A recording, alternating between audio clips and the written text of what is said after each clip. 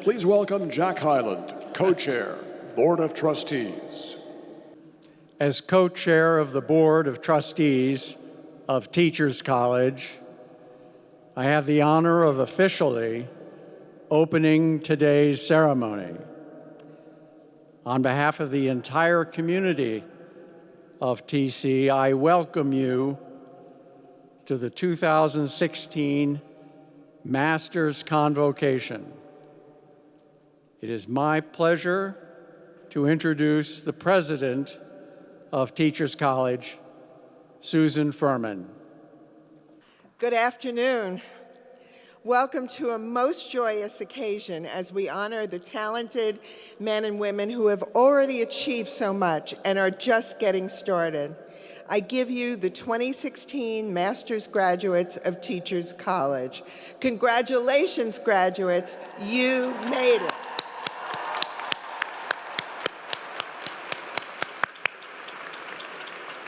Congratulations as well to those who helped you make it to this day.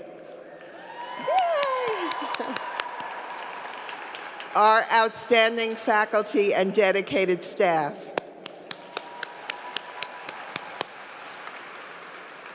And let's all show our appreciation to your families and partners for their love, encouragement, and support. Graduates, you now join the ranks of our 90,000 alumni who are leaders in education, psychology, and health. Like them, you now have the power to transform the learning environments of your schools and organizations and to expand educational opportunity for everyone, including our most marginalized and vulnerable fellow human beings. And like them, you are dedicating your lives and careers to the pursuit of social justice, a TC tradition that literally goes back to our founder, Grace Hoadley Dodge. It was her vision to establish a college that would prepare teachers to work with immigrant students and their families who had recently fled poverty, war, and prejudice, and were still encountering bias and penury. It was also Grace Dodge's brilliance to recognize the need for a new kind of educator, one with the skills, cultural understanding, and self-awareness to understand and relate to immigrants' educational, health, and psychological needs. Thanks to Grace Dodge, Teachers College quickly became a force for increasing educational opportunity in New York City and soon throughout the nation and the world. TC's commitment to social justice that began with Grace Dodge has grown ever since through the work of so many other TC faculty and alumni, from John Dewey and Maxine Green to Edmund Gordon, and right down to the faculty and graduates assembled here today. But now our work in social justice takes on renewed urgency. For all the progress and landmark achievements we have made, America in 2016 is still confronted by the stubborn persistence of racism and growing inequities in education, health, and economic opportunity. Indeed, the current manifestations of intolerance are seen in so many distressing events and phenomena. The contamination of drinking water in Flint, Michigan, the mass incarceration of young Black men, the widening disparities in high school graduation rates, income, health, and the mounting and life expectancy, and the mounting death toll of unarmed people of color at the hands of police in various cities. And of course, the continued repercussions of racial, religious, gender, and gender identity prejudice that are evident in political dialogue. Graduates, let's reflect for a few moments on the ways you and our faculty have risen to the challenges of these perilous times.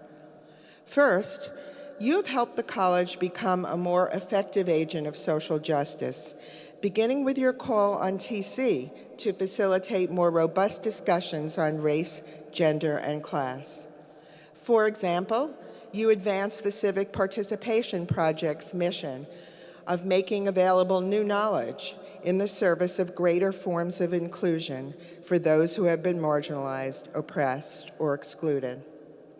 And through your participation in the Racial Literacy Roundtable series, you have helped to raise awareness of the need to recognize and counter the biases of race, class, and privilege to which none of us is completely immune. The second way you have advanced social justice at TC has been through your contributions to innovative faculty-driven initiatives. For example, some of you have brought your talents, dedication, and passion for social justice to our bilingual bicultural education program, to TC's Inclusive Classroom Project, and to our program in Universally Inclusive Early Responsive Education, QUIERE. Others are on the front lines in different ways, working with incarcerated youth at Rikers Island or through the TC School to Prison Pipeline Project, working with city probation officials to reduce the number of school-based arrests and disciplinary actions that too often put youngsters on the road to prison. Some of you have been involved in the Educating Harlem Project, which has produced an instructive and illuminating history of education in 20th century Harlem.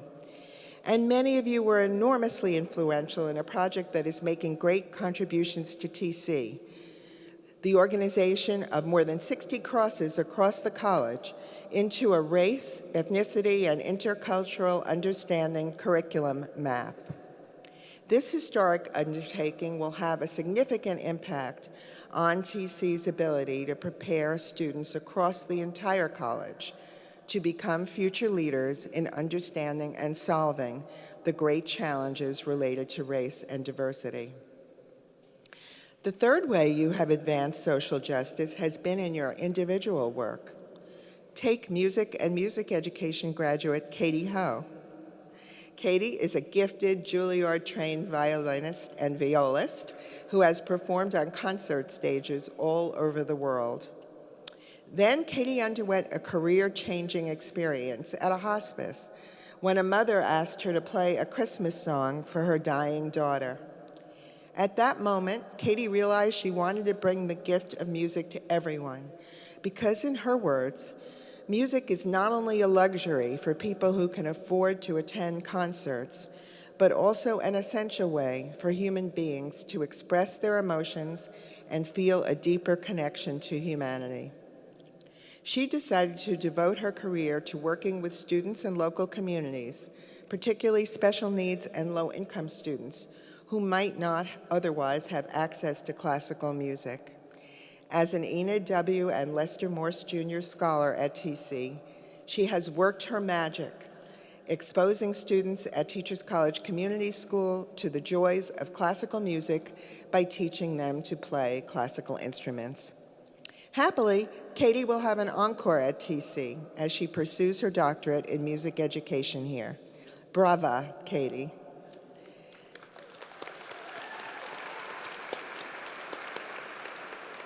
Another one of our master's graduates who embodies our social justice tradition is Sanyukta Bafna. Sanyukta studied business in college, but after spending 3 years with Teach for India, she not only decided to become an educator, but also wanted to acquire the deepest possible understanding of her craft, beginning with a focus on curriculum.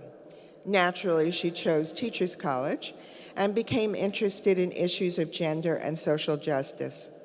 Her master's thesis, The Illusion of Choice, an ethnographic study of an all-girl Islamic school in Mumbai, explored how the messages girls receive about religion and gender affect their college and career choices. After graduating, Sanyukta will return to India to join a new school curriculum and consulting firm started by 2012 TC alumna Siamak Sudai. Her goal? To liberate school curricula from stereotypes of religion and gender so that girls are empowered to realize their full potential.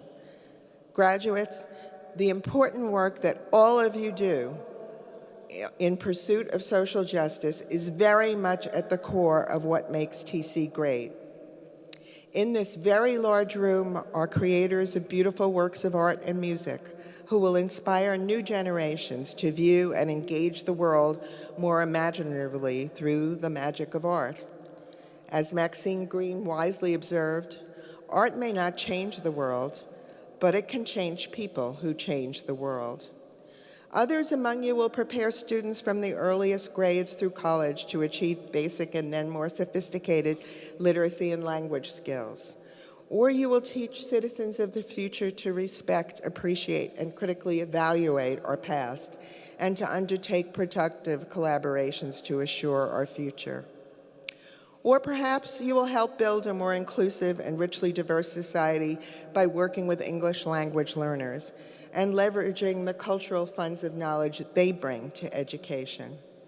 But all of you, educators, artists, administrators, scholars, leaders, all of you will have a hand in changing the trajectories of lives for the better.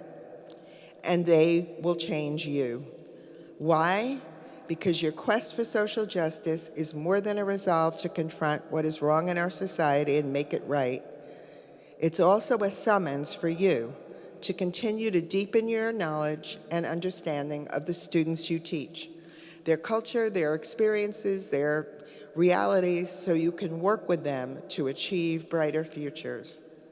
The challenges of confronting our society remain as daunting as ever. With so much chaos and suffering in the world, it's easy to grow despondent. But my faculty colleagues and I are optimistic about the future because we have taken the full measure of your talents, integrity, and fitness to become leading thinkers, advocates, professionals, and scholars. We're confident that individually and collectively, you will make the greatest possible difference in the world. This is your time. Keep bright the chain of social justice that started for all of us at TC's founding.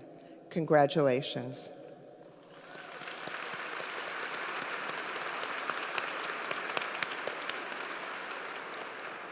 We have now reached the moment in this ceremony when we honor an extraordinary individual whose life's work has advanced the cause of education while upholding TC's core mission to foster excellence and equity in the fields we serve.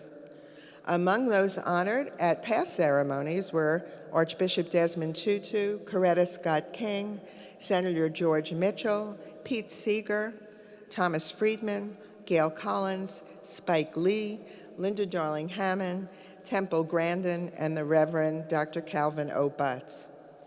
This year, we honor 4 preeminent scholars and practitioners: Thomas Frieden, Chris D. Gutierrez, Susan Fisk, and Sandra Jackson-Dumont. I'm pleased to welcome TC Professor Olga Hubbard, joined by Provost Thomas James, to introduce Sandra Jackson-Dumont. Thank you.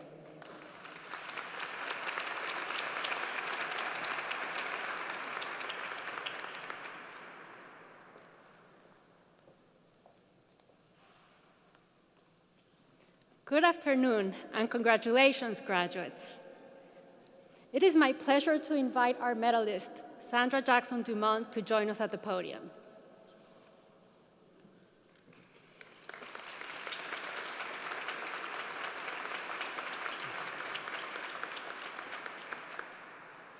Sandra Jackson-Dumont, when you returned to New York in 2014, after 8 remarkable years as the Kayla Skinner Deputy Director for Education and Public Programs, as well as Adjunct Curator for Modern and Contemporary Art at the Seattle Art Museum, you cited an unlikely 14th century painting, The Flagellation, as your artistic role model. It seems that medieval viewers were so singularly disturbed by this work that they clawed, scratched, and gouged it, leaving behind marks that are still visible today. In 2 decades as a curator and art educator, you have tirelessly championed your vision of art that viscerally engages, disrupts, inspires, and challenges the public. You have held leadership roles in Seattle, at the Studio Museum in Harlem, at the Whitney Museum of American Art, and since 2014, as the Frederick P. and Sandra P. Rose Chairman of Education at New York City Metropolitan Museum of Art. It's very impressive. At all these sites, you have quite literally implemented your vision of museums as places where people can experience the range of emotions, from quiet reflection to dancing in the galleries. Your work has brought such experiences not only to traditional art patrons, but also to an increasingly diverse public of all ages. In Seattle, you spearheaded a multi-year research and engagement initiative to broaden active participation among 18 to 35-year-olds. You curated wildly successful exhibitions of contemporary artists, ranging from LaToya Ruby Fraser's evocative documentation of the wounds of racism and poverty in Western Pennsylvania, to William Cordova's colossal Machu Picchu After Dark, crafted from discarded vintage stereo speakers. And through innovations such as the famed quarterly remix Art and Music Soirée, you introduced hip-hop and jazz to the museum-going experience. These innovations have helped to erase distinctions between cultural institutions as repositories of the past and laboratories of the future. In an era when we seek to create meaningful experience for each and every museum goer, it is no surprise that the nation's premier cultural institution has turned to you to lead its mission to educate learners of all ages and backgrounds.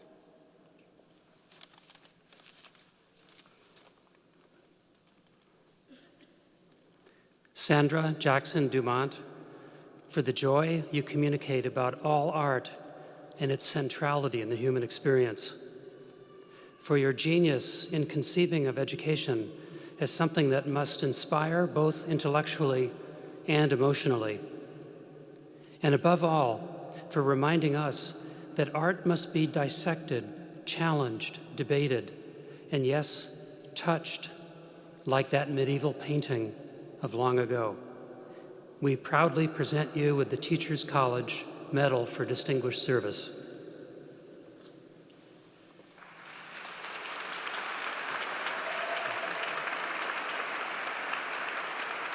I'll set this back down.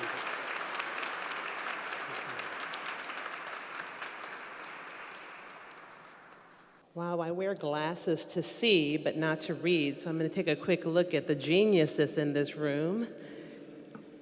Wow. So now I'm going to take my glasses off. Thank you, Olga, who I've known for, we counted 20 years. We don't look as old as I guess we are. President Fuhrman, Provost James, the selection committee, faculty, members of the Board of Trustees of this great institution, thank you. Finally, I want to thank the graduates for your steadfast commitment to study, research, and practice. But mostly, I want to thank you for sitting through the next 13 minutes of me trying to pretend that I'm not scared of you. In all seriousness, I'm truly honored and humbled by this acknowledgement. Really, everything in me wants to say there are others more deserving. In fact, that was my first response. But I can hear my mother, Edie Jackson, in one ear, and the noted scholar, Deborah Willis, who's here today, whispering, "Just say thank you, girl." So I thank you, and I accept this honor in actually their names, as well as the names of other people who have helped me.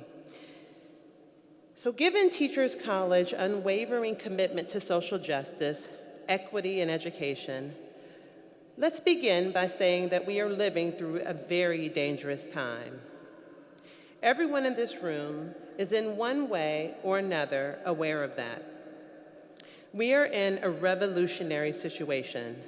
No matter how unpopular that word has become in this country, the society in which we live is desperately menaced from within. To any citizen of this country who figures himself as responsible, and particularly those of us who deal with the minds and hearts of young people, we must be prepared to go for broke. Or to put it another way, you must understand that in the attempt to correct so many generations of bad faith and cruelty, when it is operating not only in the classroom but in society, you will meet the most fantastic, the most brutal, and the most determined resistance. There is no point and pretending that it won't happen. The paradox of education is precisely this, that as one begins to become conscious, one begins to examine the society in which is being educated. The purpose of education, finally, is to create in a person the ability to look at the world for himself, to make his own decisions, to ask questions of the universe, and then learn to live with those questions. It's the only way he receives identity. But no society is really anxious to have that kind of person around that asks questions. What societies really ideally want is a citizenry which will simply obey the rules of society. If a society succeeds in this, that society is about to perish. The obligation of anyone who thinks of himself as responsible is to examine society, try to change it, and to fight it at no matter what risk. This is the only hope society has. These are timely issues I'm talking about here. Only, I'm afraid that these are not my words. They belong to the noted literary figure James Baldwin, who spoke these words in a speech he delivered in what he called a talk to teachers in 1963. These words were spoken well before I was born, or my mother would say before I was even thought of. Yet they could have been uttered yesterday. I'm a fan of timelessness when it comes to style and grace and art. Timelessness is what artists are celebrated for, but in this case, this is the very thing that I find disturbing. More than 50 years have passed, and those words still ring true. I find it so incredibly unfortunate that structural racism continues to be an ongoing normative in our lives, rather than the flavor of a fleeting moment. So I ask, what keeps us in this perpetual state of appearing to go for broke, but not really putting forth the currency necessary to pay it forward? We are missing the mark in building a community of free thinkers. What is making that happen? The Baldwin text is not simply a timely issue, it's a call to action. Frederick Douglass said it's easier to build a strong child than to repair broken men. As you sit there in your beautiful caps and gowns, looking amazing and feeling accomplished because you actually are very accomplished, I want you to think about what you will do to eliminate the possibility of this text ringing true 50 years from now. I know, this is heavy for a moment we're supposed to be celebrating, but our work is serious business. As much as it's kids' play, it really isn't kids' play. We are building communities of thinkers. We're investing in healthy communities. And we are the people that do heavy lifting. So we must be centered. We must be fortified in our skills, our craft, and our understanding of why we do what we do, not just how we do what we do. I feel like I'm, in some cases, like preaching to the choir, no pun intended, from the pulpit. Not funny? No? Okay. But I have to say, I'm tormented by the fact that this text is relevant despite the cadres of people studying how to right the metaphorical ship. I ask, how is it that so many people sacrifice so much for us? For me, I'll make it personal, so that I can stand here today. But we still stand in pools of hate, injustice, and inequity. The answer I keep coming to is the complicated notion of fear. Fear is a river that often runs between who we are and who we should be. Fear also catalyzes the adrenaline that builds bridges that transport people over those rivers of fear, those intellectual, emotional, physical fears, into places of freedom. So as I close, I leave you with a personal story that seems apropos for this incredible sanctuary. About a year ago, I gave a talk that I was terrified to give, because I had to lean so far into discomfort. It gave new definition to honesty even for me, and I'm known for being extremely honest. Sometimes it gets me in trouble. So here it goes. When I was about 12 years old, I prayed for rhythm. I know that sounds funny. I really did pray for rhythm. I grew up going to a host of churches. The music was very different at the various churches. In the morning, I went to a Baptist church where you clapped a certain way. In the afternoon, I went to an African Methodist Episcopal church where I learned about history, and you clapped another way. You really didn't clap, you kind of just swayed from side to side. And then in the evening, I went to Church of God in Christ with my godmother, which was like a full-on concert. I mean, it's a holiness church where you dance, et cetera, et cetera. There was drum, bass, organs, all kinds of things. People ran up and down the aisles. It was very amazing and cerebral. The clapping in that church was double time, meaning it was twice as fast as the clapping in the Baptist church.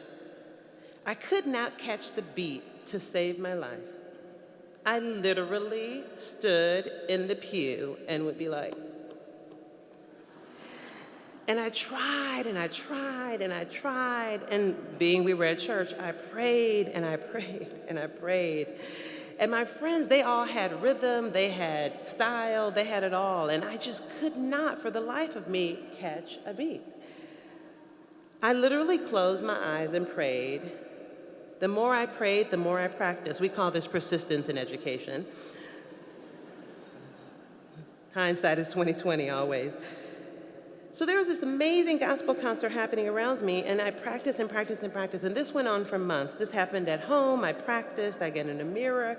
But I was harboring this incredible fear that people might find out that I was a part of not Janet Jackson's Rhythm Nation, but the rhythmless nation. Then it happened. One day, I got it.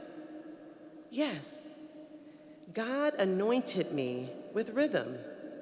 It was like manna from heaven.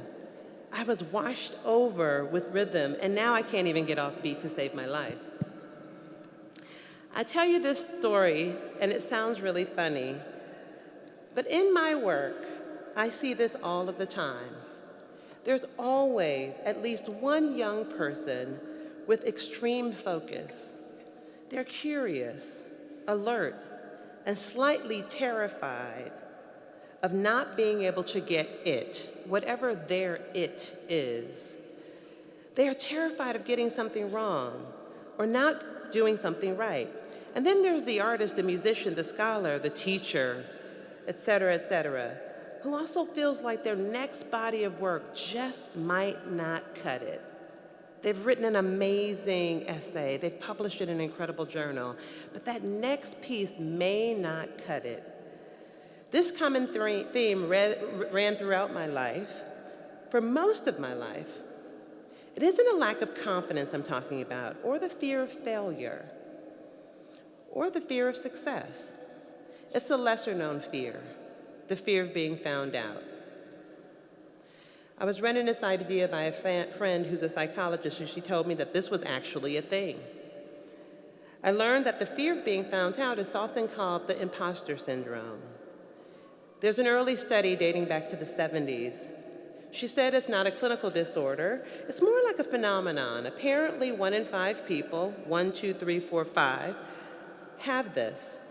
People who have reportedly experienced this are pretty successful people. People like business leader Sheryl Sandberg, U.S. Supreme Court Justice Sonia Sotomayor. There's even rumor that Albert Einstein experienced this and talked about it on his deathbed. In fact, research indicates that the fear of being found out syndrome is reserved for highly achieving people. It seems 70% of that larger number of people who find themselves experiencing this phenomenon fall into that gifted category.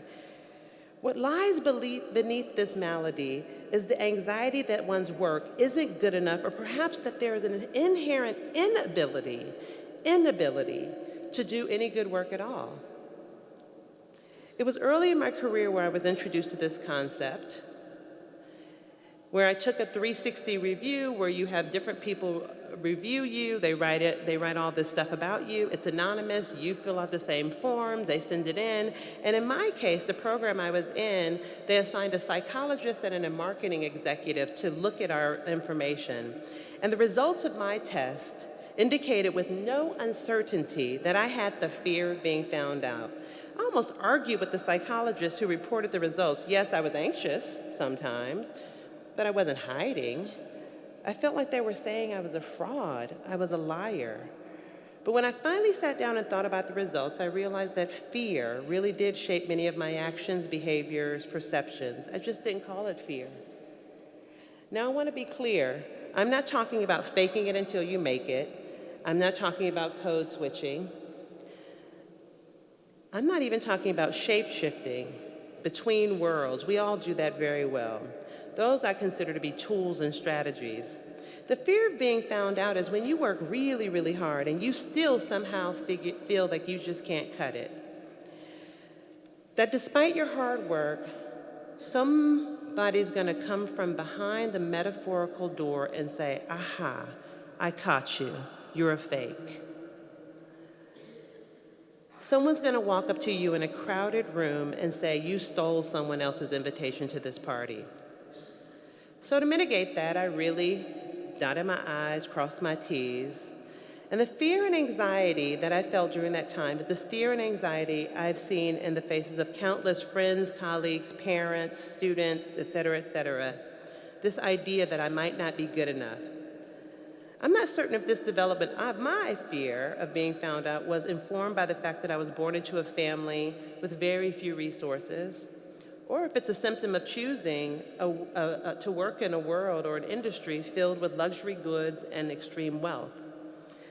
I may have been resource poor, but I was intellectually rich. There was a time when I would not have felt comfortable working in the places that I've worked, or even standing before you here today. So when I walk up the stairs at this great museum that I have the privilege of working at, called the Metropolitan Museum of Art, almost 150 years old, my 12-year-old self is kind of impressed. It's not because I have this cool gig or this amazing job. It's because honestly, like many people entering the halls of a museum or an incredible university, I once felt extremely out of place, and now I don't. My discomfort wasn't about the museum. It was about what the museum meant in my life. It was about my personal history juxtaposed next to this place. So when I talk about my 12-year-old self being proud, it's about realizing what I should have known a long time ago, and what I hope that you know now, that my discomfort is what makes me comfortable, and more importantly, I belong wherever I want to be. I was experiencing exactly what Baldwin was talking about when he said, as one becomes conscious, one begins to examine the society in which he is being educated. Over time, what I've come to realize is that many people have this very thing. At the very least, they have a little piece of themselves that shares the same fears that I carried with me in secret for years. Some never cross the river of fear, while others learn to build many bridges. I suppose if I'm looking at this critically, I can look at the fear of being found out phenomenon in a number of ways. It was a motivator. It motivated the 12-year-old girl to persist to the point of finding rhythm where she had none. And it taught me to use my imagination as a skill and a tool. For those of you that have felt this phenomenon, one, you are not alone. You are actually a part of a tribe of people who are in the consistent pursuit of excellence. You are driven. Two, because you've struggled with this issue, you are likely an incredibly empathetic human being. And three, relax, because the real you, independent of pretense, is the freest, most efficient way of living. Be your authentic self, your best self. Go for broke on yourself. There are times when I think the fear of being found out is a farce, a completely fictional phenomenon. The only reason I acknowledge it is because 50 years later, Baldwin's essay is still relevant. I no longer have the fear of being found out. I've had nothing to hide. This is me. It's always been me. Persistent, honest, committed, and hardworking, and I bet that's you.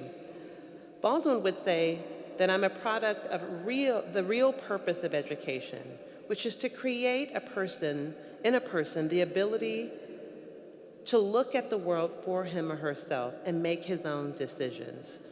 The truth of the matter is that my 12-year-old self would have just been fine. Thank you, and congratulations to the class of 2016.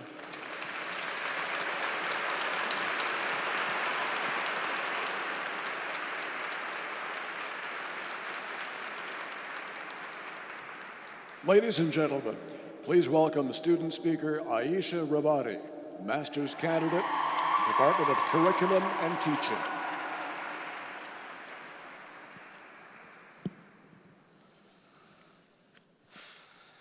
Good afternoon, President Fuhrman, Provost James, trustees, alumni, faculty, family and friends of Teachers College. Most importantly of all, welcome to my fellow graduates.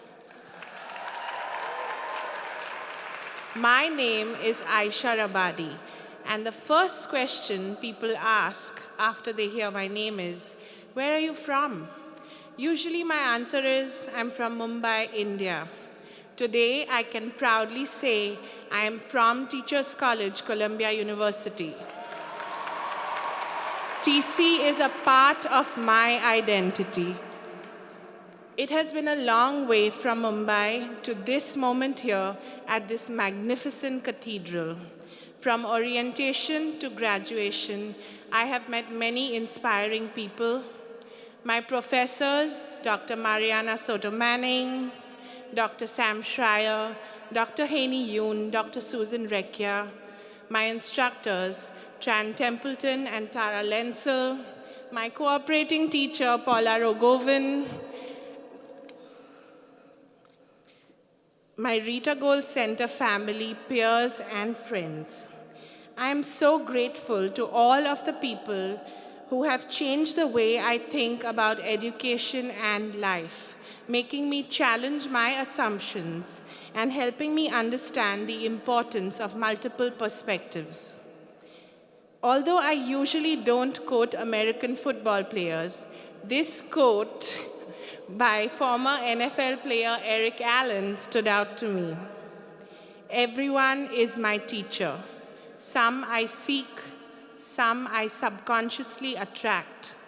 Often I learn simply by observing others. Some are completely unaware that I am learning from them, yet I bow deeply in gratitude. At TC, I learned what the term multicultural means and to be more aware of diverse needs. I learned that social justice is still an issue in America, which I did not think about when I was back home in India because of popular media portrayal of America as perfect. I learned that TC is a place where collaboration is highly valued and teamwork is integral, that asking the questions and considering different sides is where the most important learning comes from. For those of you who know me, you know I ask a lot of questions. I will continue to do so as a doctoral student at TC. I learned what it was like to be a part of a global community with classmates from Argentina, the Dominican Republic, Egypt, the Philippines, Thailand, China, India, and the United States. At TC, the list really goes on. Regardless of where they have traveled from, each person has had their own incredible journey. and we are very, very lucky to have our family and friends who are more proud of us than we are. I am fortunate to have studied with my wonderful cohort. As an early childhood educator, I feel it is only right I implement a lesson plan with you. Yes, we've had some experience with that. Today, my objective is the audience will be able to answer WH questions. I want you to close your eyes and think about your time at Teachers College. Now, open your eyes and let me ask you the following questions. My first question is, who helped you get here? Who is here today? Whom do you miss? Think about all the people who have influenced your life. For me, it's my husband, Rishi, who has believed in me and my abilities ever since we met. And all my friends who are here today to cheer me on. My parents, who I'm sure are here in spirit, and my sister Sanam, who is an inspiration to me and many others. My benevolent Zoroastrian community, who has helped support my education. Their scholarships have changed my life. Thank you all. And then I would ask, when did you choose your field of education?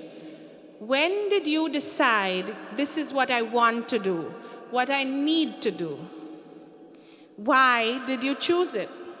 Why are you here? Why do you believe what you believe? How are you going to use your education? How has your education at this iconic institution influenced the way you are thinking about the years to come? Where do you see yourself in the future? You must consider that now, because as we all know, at TC, future comes first. Finally, all of us have had an individual life path that has brought us here. Some privileged, some not so much. All of us have worked very hard to be here today, to attain our master's degree at Teachers College. That leads me to my final question. Now that we have this education, what are we going to do with it? What does it mean? We are all privileged now. We must decide how we are going to use this achievement to challenge the issues of social justice and equity in education and in the world. Think about the power that we all have now and how we got to this moment. Think about that one teacher, the one person who made a difference in your life. Could you be that person for others? Be an advocate. Be an inspiration. Be a voice. Be the change you wish to see in the world. This quote by Mahatma Gandhi is always on my mind. And going back to my first question, where am I from? I am Ayesha Rabadi, and I am from Teachers College. Thank you.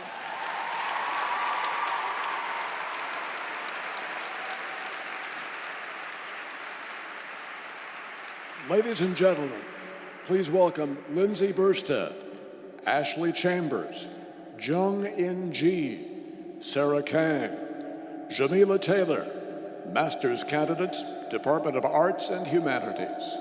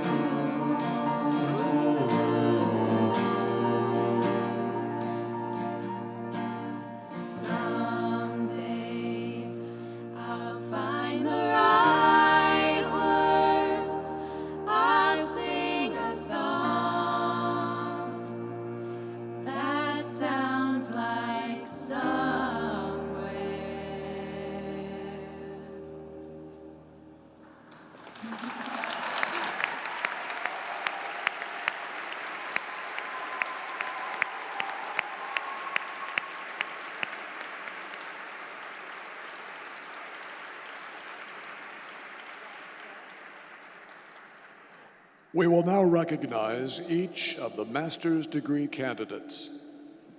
Good afternoon. For many of you, I had the pleasure of welcoming you when you first enrolled at Teachers College. Congratulations to all of you on completing your degree and this amazing achievement. At this time, it gives us great pleasure to read the names of those candidates for the Master of Arts, Master of Education, Master of Philosophy, and Master of Science degrees at Teachers College, Columbia University. All degrees will be conferred at the Columbia University ceremony on Wednesday. And now, the candidates for the Master of Arts, Master of Education, Master of Philosophy, and Master of Science degrees. I'd like to add one more thing. I know you're listening for that one special name, and I just wanted to let you know they're not lined up in alphabetical order. They're lined up in the order in which they originally lined up. So now I'd like to recognize the candidates in the Department of Arts and Humanities. Sammy Smith. Hannah Locken. Dasam Kim. Sarah Lewis. Danielle McDonald. Jean Lee Duong. Lauren Heap. Emily Alpern Fish. Yoshie Otomo. Timothy Perry. Teresa West. Sam Friend. Edith Middleton. Jan Colon Leon. Autumn Aaron Lempier. James Flynn. Casey Kaufman. Shahang Lee. Natalie Udell. Sally O'Neill. Pamela Davaneros. Lee Reinecke. Michelle Jung. Marcus Ling. Leighton Soon. Brianne Wright. Aklima Hussein Yodich.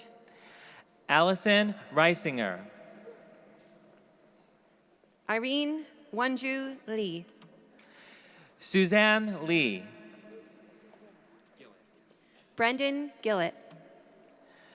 Luis Ingalls. Kulud Kume. Addison Hamilton. Eric Sutherland. Ludger Dom.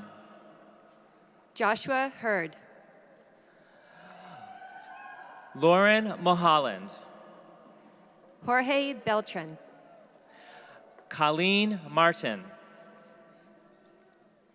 Musaki Yoshikawa. Suzanne Summerhalter. Marin Clay.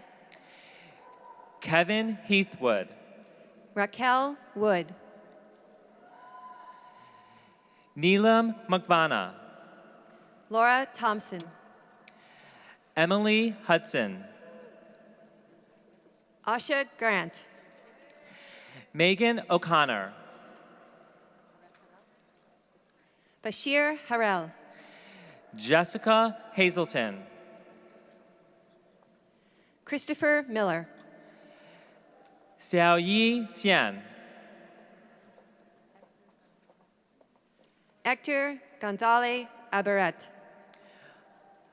Weishi Zhang. Rebecca Wicker. Russell Booker. Suhung Ju. Amy My Hope Tierney. Sylvia Lee. Abby Kornhauser. Vincent Pinowang. Sasha Ozard. Yukiko Shirei. Janice Morales. Xuan Jun. Jason Broman. Shinjo Ho. Alana Gauza. Jordan Van Horn. Alexandra Zippo. Megan Chaco. Ryan Kirk.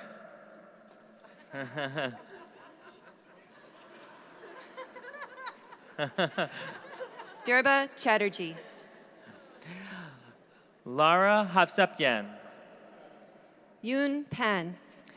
Megan Burke. Danshan Yaya. Thomas Wentworth. Yuen Shan Nu. Gail Kent. Zhang Yue. Vilan Kaviat. Alexander Vera. Shenyu Lee. Alejandro Galindo. Heather Ernie. Yuhan Lin. Anna Maria Farina. Lila Kim. Amanda Edal. Tina Song. Jessica Fenvez. Amin Sal. Marvette Henderson. Amy Joy Lashmet. Hyunji Oh. Emily Clymer. Weehu Su. Janie Turner.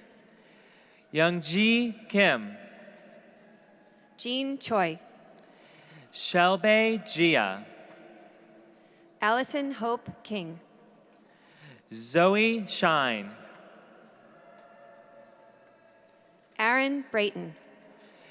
Kristen Tamboro. Shalu Wong. Ivana Ng. Parkorn Wongstiri. Liani Dionisio. Jessica Lakativa. Katie Ryan. Dominic Pender. Camille Grow. Lillian Jahani. Unyun Kong. Desiree Ghazi. Tianlan Tu. John Smith. Shuyorn Liu. Jennifer Zhu. Sinri Liu. Teresa Calvez. Yuen Chong. Molly McDonald. Sui Qian. Jennifer Patton. Etrain Wong. Anne-Marie Zito. Mimi G. Elizabeth Metz. Yu Meng. Sarah Zagri. Yuchern Liu. Tatiana Stola. Yutong Zhao. Christina Daniels. Annabelle Marani. Lynn Fu. Marcos Espino Cervantes. Melissa Sanier. Kimberly Rodriguez. Shalisa Aquino. Gabriel Ulibari. Heyun Erica Chang. Ryan Evans. Alexis Suyan Yoon. Mijin Yum. Hannah Fagada. Megan Sexton. And Claire Morel. Elizabeth Borchak. Brittany Locke. Baoyang Chen. Jesse Capello. Rosa Lee.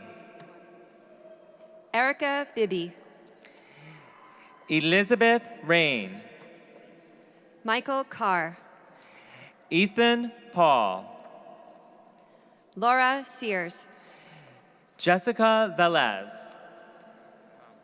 Lawrence Haynes, Shuei Sum, Yunya Shuan, Kalila Zulo, Alice Anderson, Taylor Bennett, Rosa Lee, Rachel Burris, Adriana Arguelles, Mark Pierre, Andrea Nunez Gamboa, Kimberly Summerfield, Sarah Donnelly, Amanda Priest, Tina Marciano, Laura Paris, Callan Wood, Lillian Yee, Sandy Sue, Catherine Yuen, Joseph Marinelli, Grace Kim, Julie So, Yoonsu Kim, Diane Kim, Rebecca Guo, Amanda Alexander, Karen Liu, Nicole Ranieri, Siwei Wang, Anne Byrne, Yijun Zhang, Denoise Baxter, Juhao Cheng, Min Jung Ju, Xiaomeng Ma,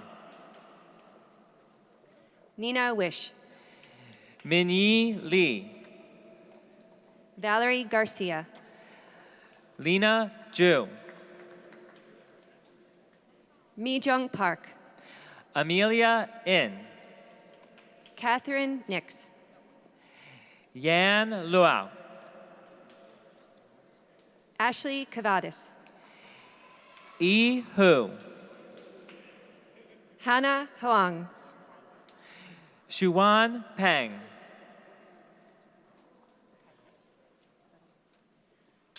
Yun Han, Xinyu Li,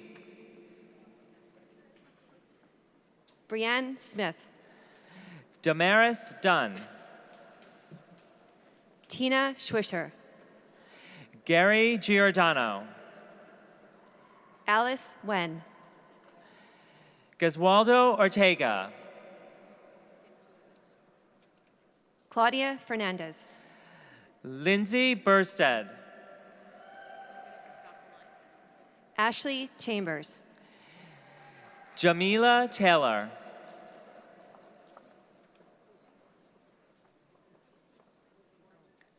Christine. Okay.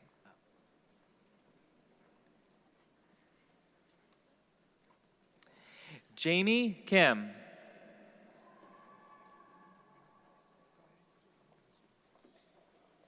Jung-in Ji, Sarah Kang,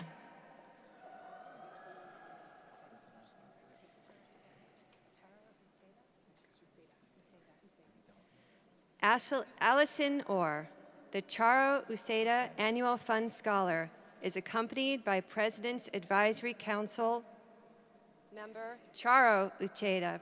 Allison is one of the many TC students who benefit from dedicated scholarship support. Allison Orr. Elisa Yuen, the Beverly Johnson Annual Fund Scholar, is accompanied by Alumni Council member Beverly Johnson. Elisa is one of the many TC students who benefit from dedicated scholarship support.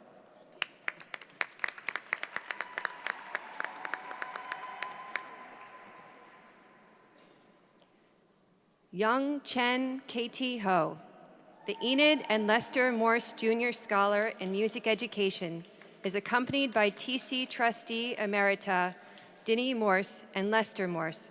Katie is one of the many TC students who benefit from dedicated scholarship support.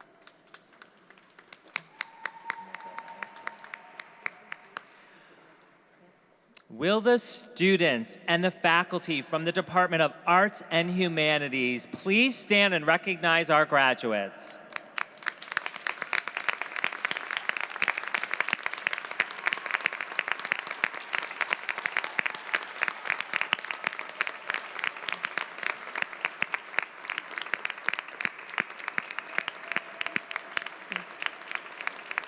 Thank you. Congratulations. I'd now like to recognize the candidates in the Department of Curriculum and Teaching. C&T. Nora Mullaney. Lauren Saratani. Jordana Itzkowitz. Sophia Santamarina. Allison Leone. Shelby Berkowitz. Michelle Schilling. Sarah Nathanson. Noelle Contino. Marissa Denise. Amanda Di Benedetto. Alana Reedy. Yandra Morden. Edna Unsa.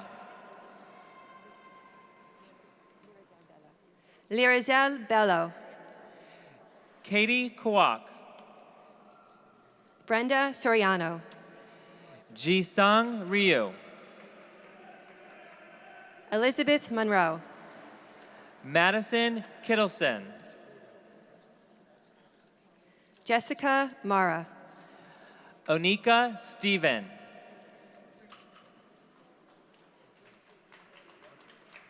Nikki Kubek. Shireen Islam. Bethany Townley. Nasmin Rahman. Dana Palmieri. Angela Ferrero. Rebecca Horton. Sarah Veltri. Tunzia Bruno. Kelly Baxter. Caitlin Johnson. Claire McQuillan. Melissa Neer.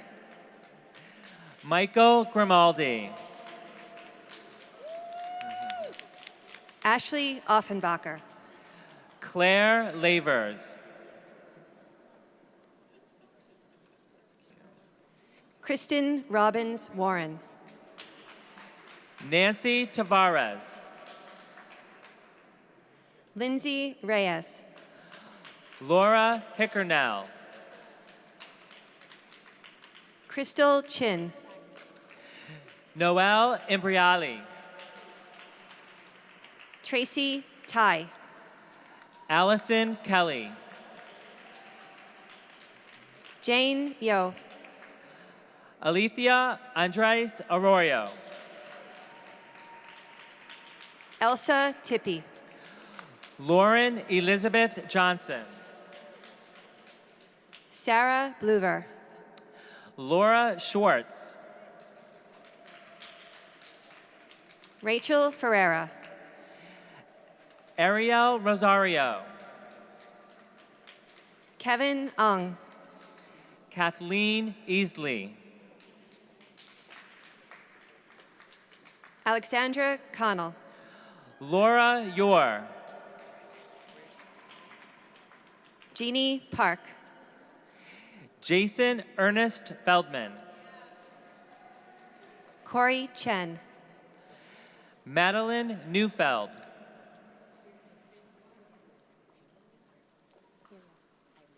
Ilea Panganabin. Katie Pennings. Bet Sloan. Jennifer Squire. Ryan Novak. Brittany Follow. Rhiannon Benyon. Alexandra Carmel. Sunyukta Bafna. Emily Berger. Caitlin Long. Christina Mirich. William Garcia. Grace Chang. Zamaru Robinson. Jasmine Bath. Kara Sennett. Michael Vanden Heuvel. Nicole Sklar. Shveta Dogra.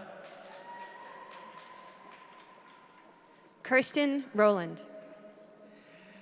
Crystal Walker. Wing Miriam Wong. Aliyah Awazir. Lauren Yi. Shauna Adler. Rachel Huang. Amanda Fox. Crystal O. Mariana Marshall. Amy Lee. Elizabeth Massey.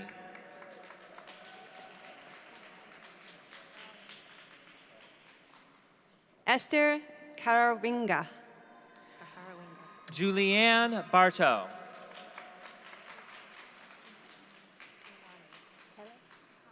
Hale Simalanye.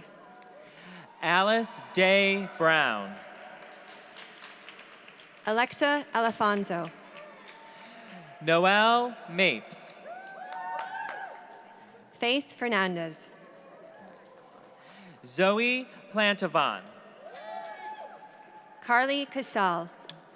Christina Shack. Miyuki Kurihara. Charlotte Vinson.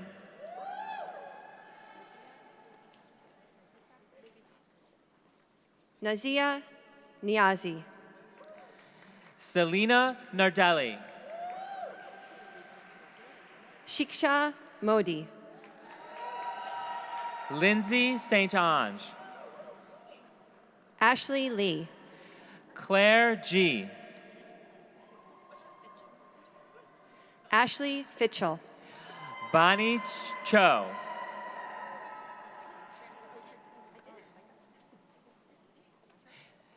Danielle Logarcio. Michelle Chan. Samantha Seif. Sophia Denisova. Elizabeth Regan. Samantha Epstein. Catherine Gauthier. Rachel Bloom. Saru Grusho. Emily Hamburger. Maria Inez Zanati.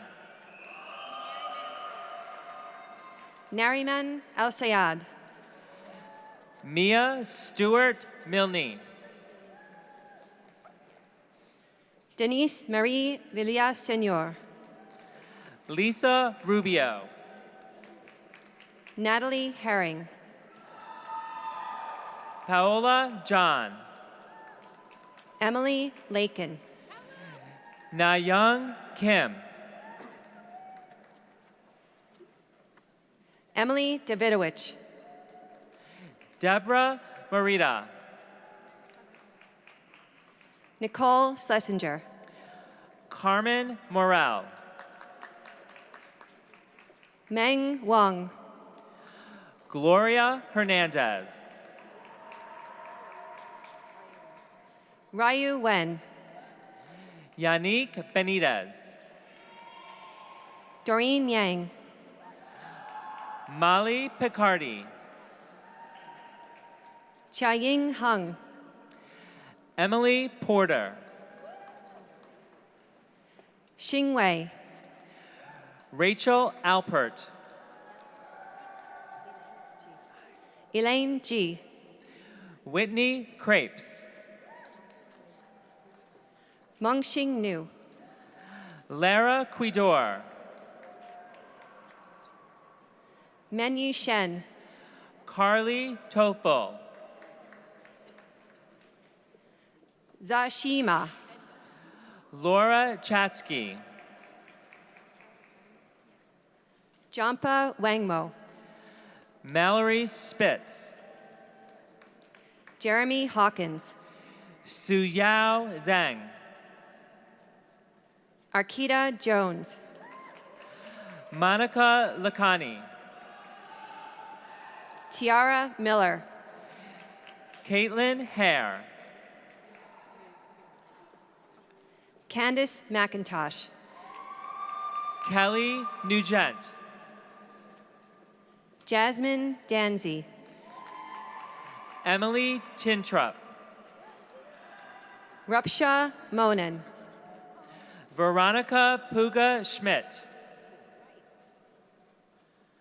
Allison Baldwin, Elizabeth Rose Rollins,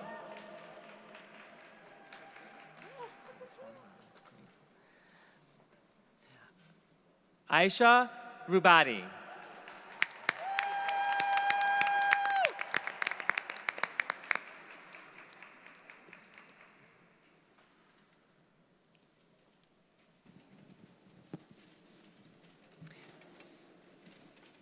will the students and the faculty from the Department of Curriculum and Teaching please stand and recognize our graduates?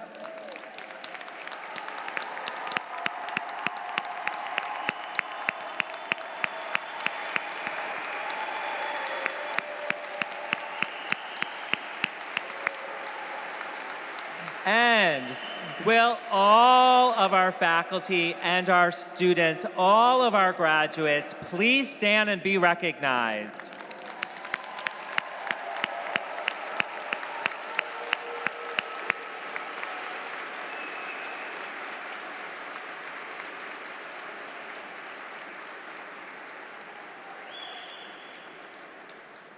And now, for the presentation of the candidates, please welcome Provost Thomas James. President Fuhrman, Mr. Rickert, Mr. Highland, trustees, faculty, staff, and guests, it is my pleasure as Provost of the College to present to you the master's candidates from Teachers College. Please be seated. I'm going to ask you to stand up by groups. So please hold your applause until all the candidates have been recognized. Would the Master of Arts candidates please stand, be recognized, and remain standing? Would the Master of Science candidates please stand to be recognized and remain standing? Would the Master of Philosophy candidates please stand, be recognized, and remain standing? Would the Master of Education candidates now please stand, be recognized, and remain standing?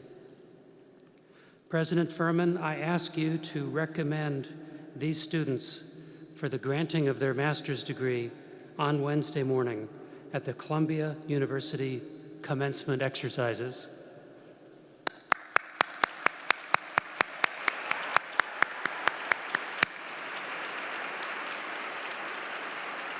Please be seated. Ladies and gentlemen, please welcome Jeffrey Putman, the president of the Teachers College Alumni Association.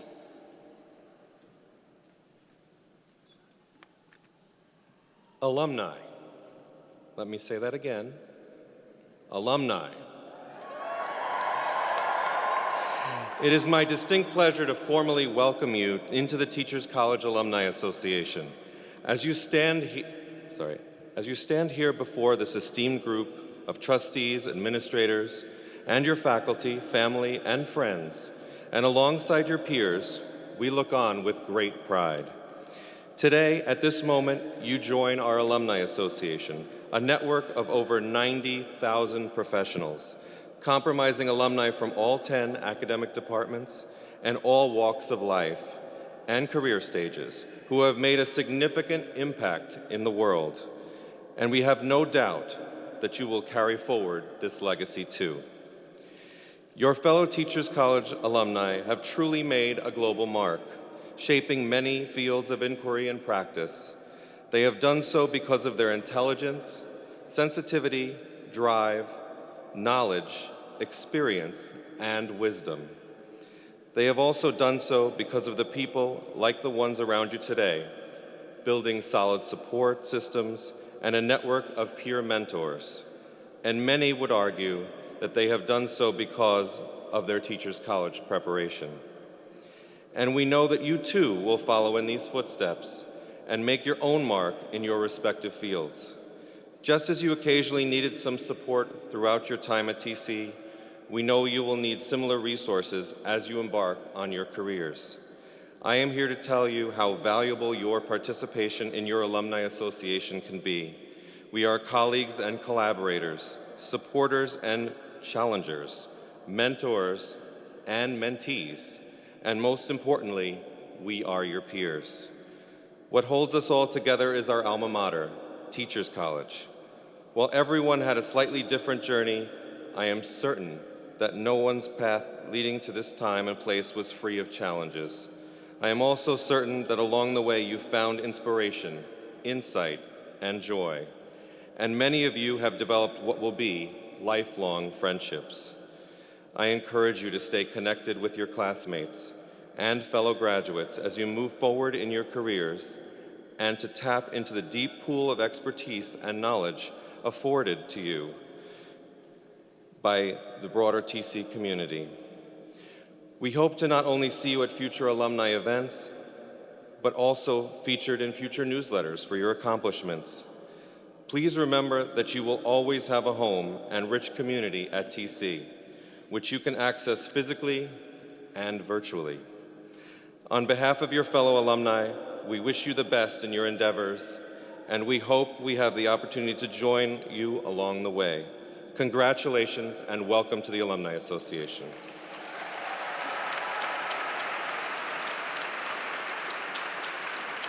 Ladies and gentlemen, William Rickert, co-chair of the Teachers College Board of Trustees.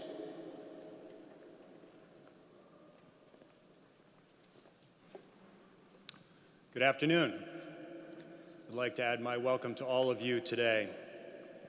On behalf of all the trustees of Teachers College and the entire Teachers College community, I'd like to congratulate each and every one of you on your very special achievement.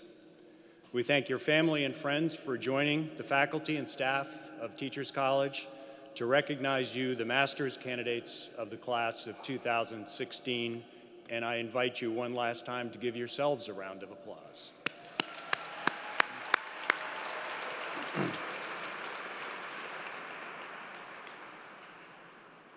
Please join us for light refreshments in the Russell Courtyard back at Teachers College, and there's a huge bouquet of balloons that will guide you into the courtyard. And we ask all of our guests to please remain seated until the students have left the cathedral. Once again, congratulations.